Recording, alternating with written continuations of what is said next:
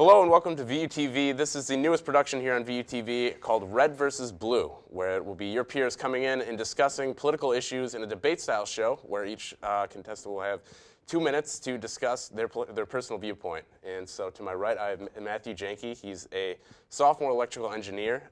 We'll be representing the conservative side of economic issues tonight, which will be the debate. And to my left is Michael Peterson, who will be representing the more liberal side of economic issues. So we're going to start off here with national debt, which is currently over $17 trillion. So what do you guys think in regards to how we should adjust taxes or our economic standpoint in relations to the national debt? How should we handle it? Look, well, Teddy, here's the situation. $17 trillion, that is a lot of money. More money than any of us will ever see in our life. And it's a situation where we have a given amount of money coming in, but as a government, it is spending way too much money, especially on entitlement. And this is an area I think that needs drastic reform. We are creating a system that props up and almost provides an incentive for people who are on the lower end of the social spectrum to not try to get a job. And it's a situation that is only going to get better if we create an incentive and create an environment for them to look for opportunities to get jobs and to go out and be a participant in the workforce. Because at this point in the situation, these people are essentially freeloading off of all of the other people who actually actively participate in the economy and make contributions to our overall GDP and this country called the United States. So as far as a solution, I would think the first thing we need to do is to lower and limit the amount of spending that we give in entitlement reform. And so this would be the most pressing area, in my opinion, that we need to reform. Beyond that, I think overall it would be best to just limit the government's spending, as I stated before, and its prevalence in the economy. I think as a nation, we have been built and founded upon hardworking principles and our ability in a tough situation to get out and make a better situation for ourselves. So going forward, that is the proposal that I would put on the table. All right, Michael? Okay, well, Matt is completely correct in the fact, we are a nation of hardworking Americans. We've fought very hard for our freedoms. We work very hard. We go out and we show why we are the most, powerful nation on earth. But I do disagree on the fact about entitlement reform. Although certain entitlements, such as Social Security, definitely need work. We're currently on a road to being defunct, and we're all seniors. We can probably hope to have a little money that we put in to still be there. But I don't know if I'd agree on the fact that certain citizens who are lower income receiving welfare want to be in that situation. I don't know if anyone would really want to be, poor or on welfare. And studies do show that the majority of people on welfare, once they receive the welfare money, do get out of poverty. And, well, not, poverty, that's still a way to go, but out of welfare within 6 months.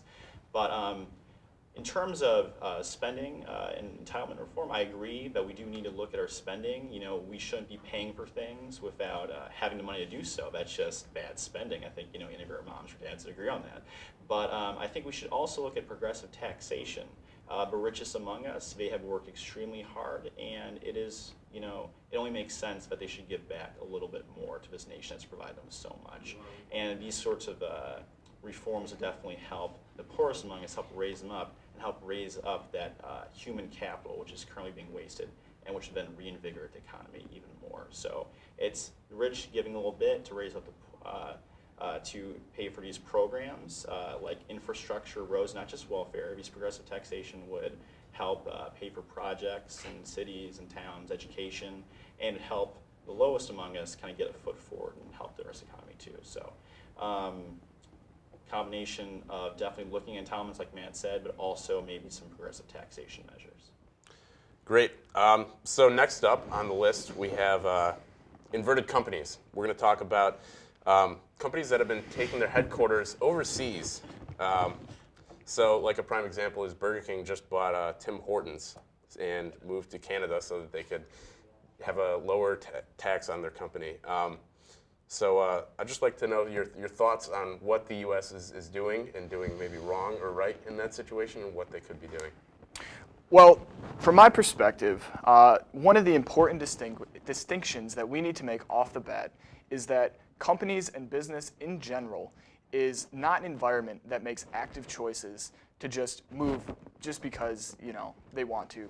Business is a fluid environment, and they are subject to the pushes and pulls of the economic environment they find themselves in. So I know when this first issue bubbled to the top in the political arena, Obama labeled these countries, or President Obama, I should say, labeled these countries as unpatriotic.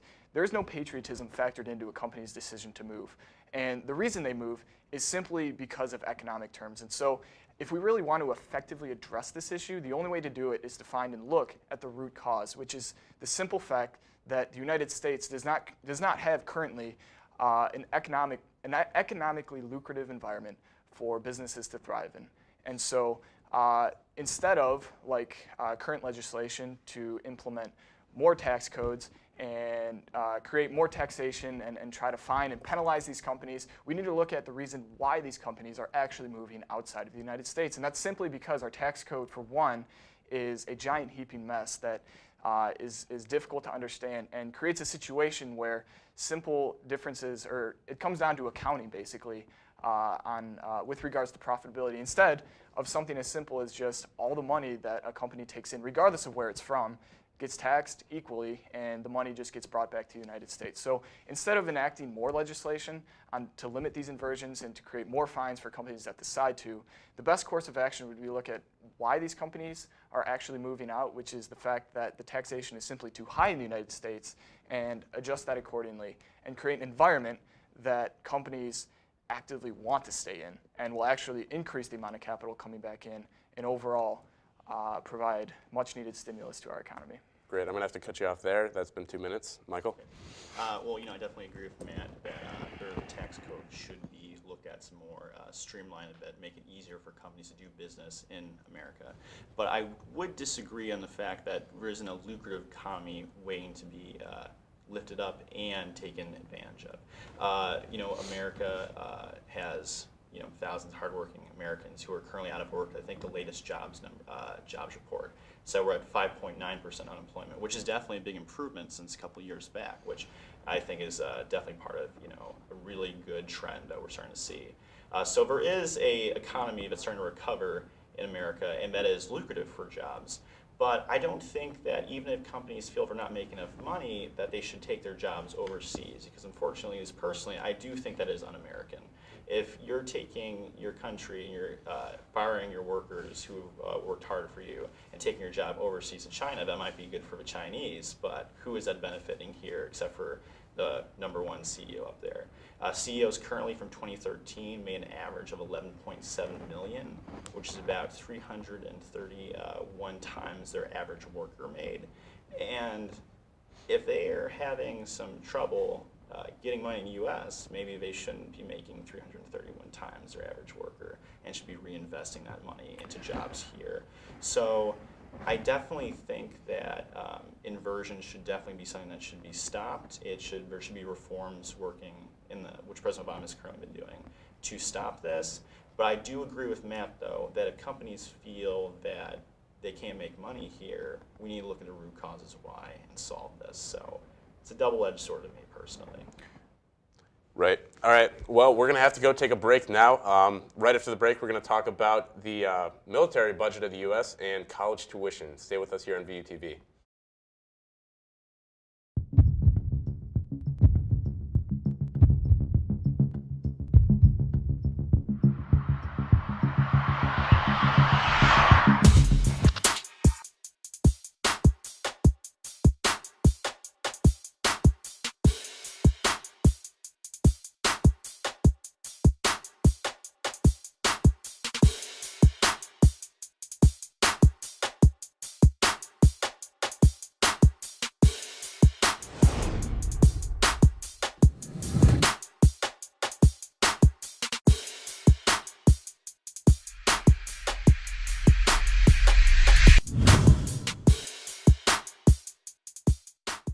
On a campus plagued with terrible weather, Valpo students suffer from boredom with no motivation to leave their room. They begin to search for free movies and stumble upon Valpo's new free movie streaming website, where you get unlimited free access to recent movies like Despicable Me 2 and Jobs at the tips of your fingers.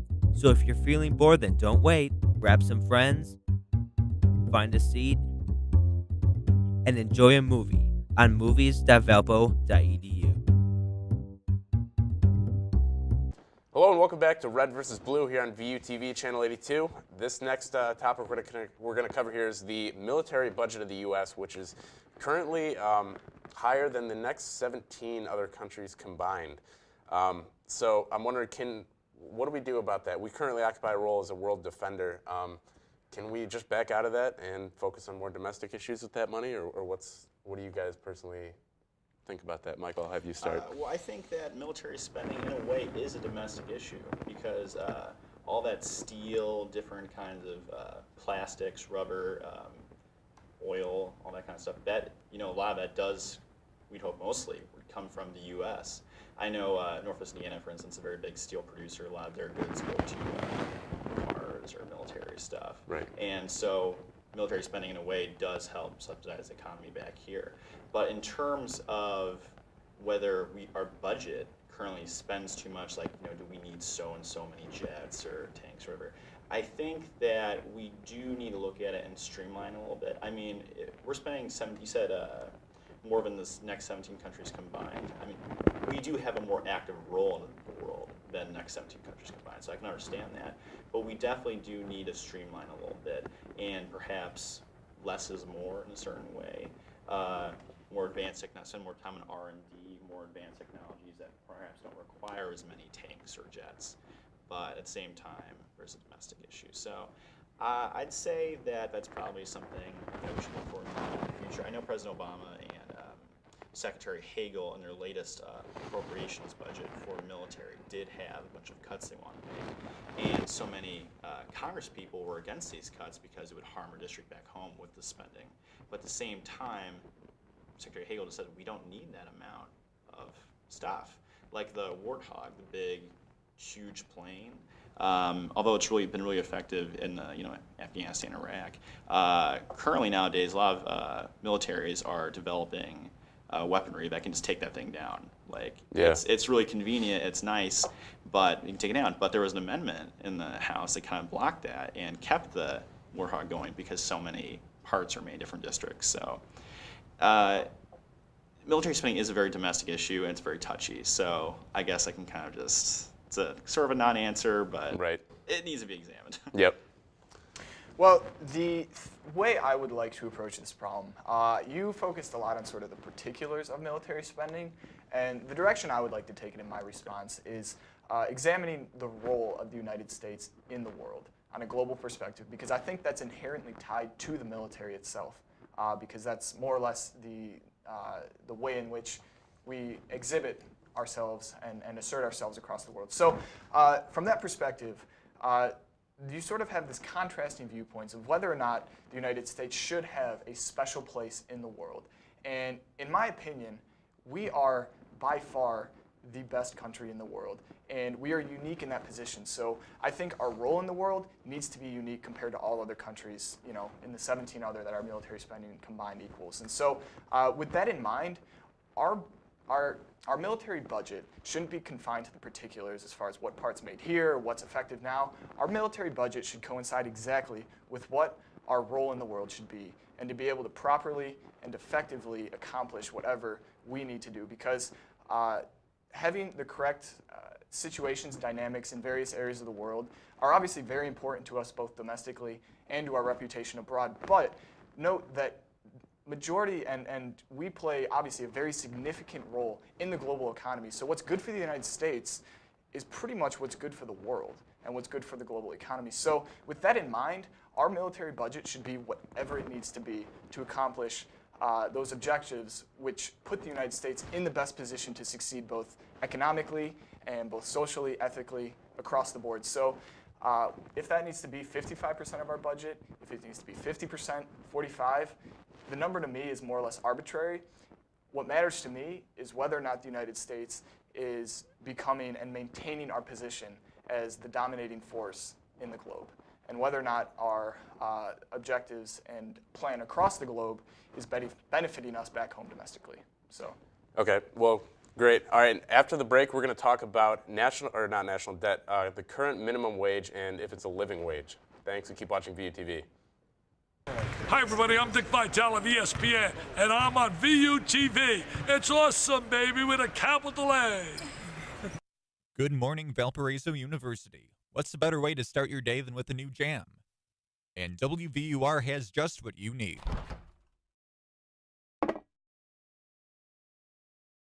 But if you close your eyes, does it almost feel like nothing changed at all? And if you close your eyes, does it...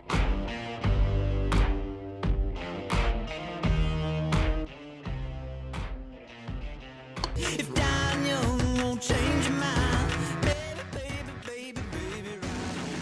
Broadcasting sports, news, weather, and music on air, online, and on campus. WVUR is my jam.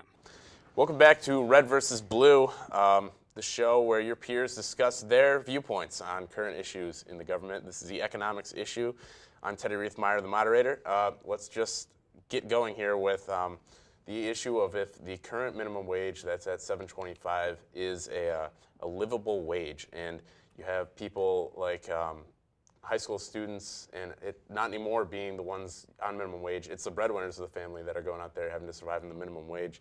Is that enough for them to live off of? Is the minimum wage sufficient currently? Let's start with you. I guess I'll start then. Well, first off, I would like to make the point that anytime you try to tamper with the economy, or you try to put or impose restrictions upon various aspects of the economy, you're almost guaranteed to have ramifications that you did not expect.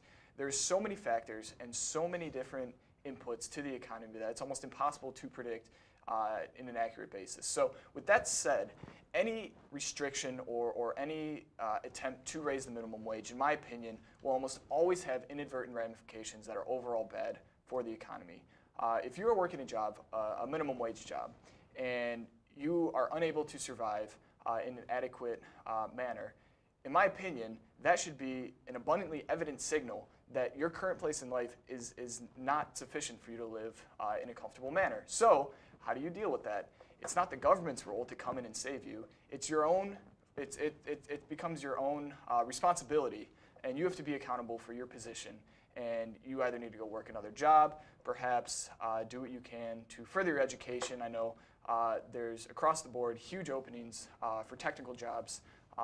That the reason they're not being filled is because there's simply not enough people with the expertise. So instead of the government raising the minimum wage and creating an environment where these people stay in these menial, low-skilled jobs, perhaps they could provide an incentive and maybe create programs for these people to get educated in the appropriate manner and actually fill jobs that need to be addressed in our economy that currently there's a huge shortage for. So the minimum wage should not, in fact, be increased, because all that does is perpetuate the culture we're currently in, where it's the government's role to come in and save you.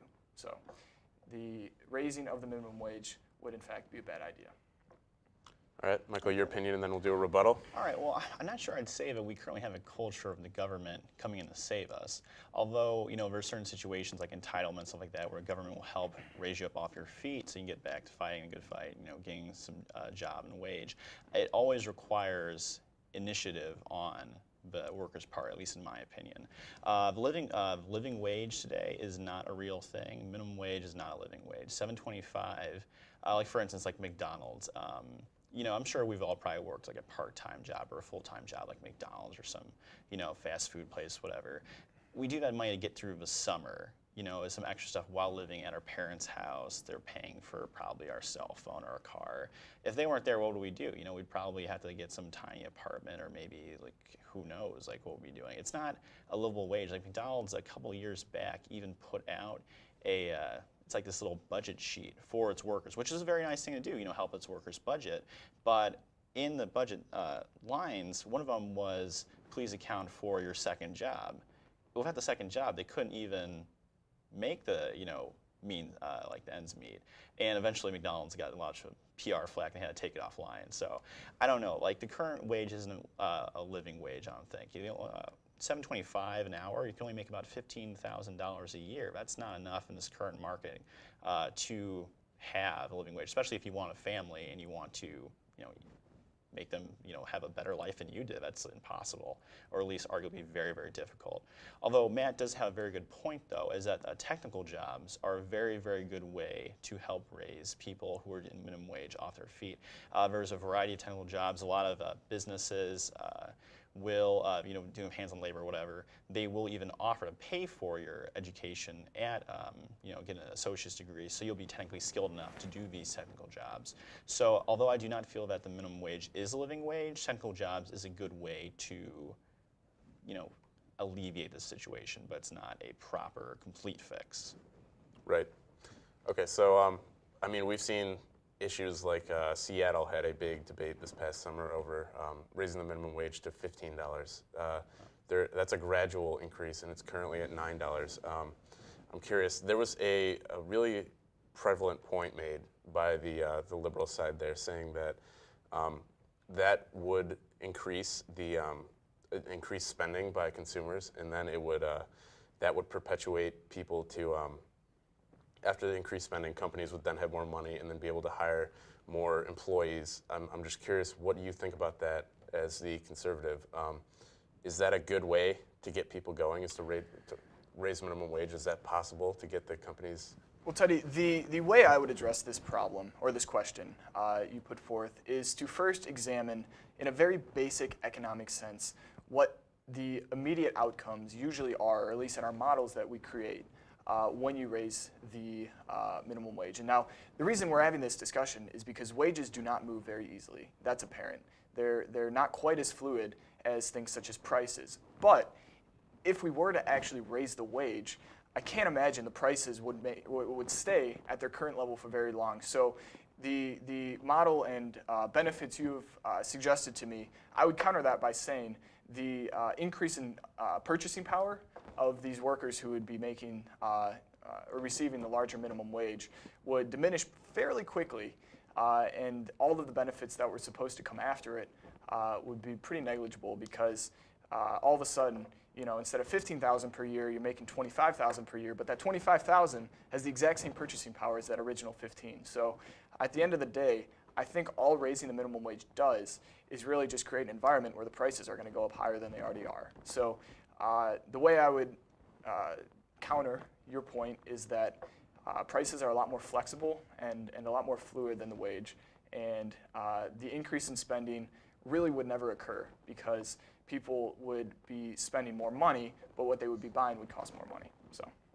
Okay. Michael, any thoughts on that? I agree. If they started paying more money, it's quite likely that prices may increase. But then again, it wouldn't, keep up with, like, pretend you're making one wage, like you're making $15 one day, and you're making $20 the next day. It might, like, if they raise prices, then really what have you gained? So I think if there's any sort of minimum wage increase, it should keep up with inflation and keep up to become a living wage, which is something, we'll definitely have to examine in the future, which I know a lot of states like Wisconsin or places have really debated. Right.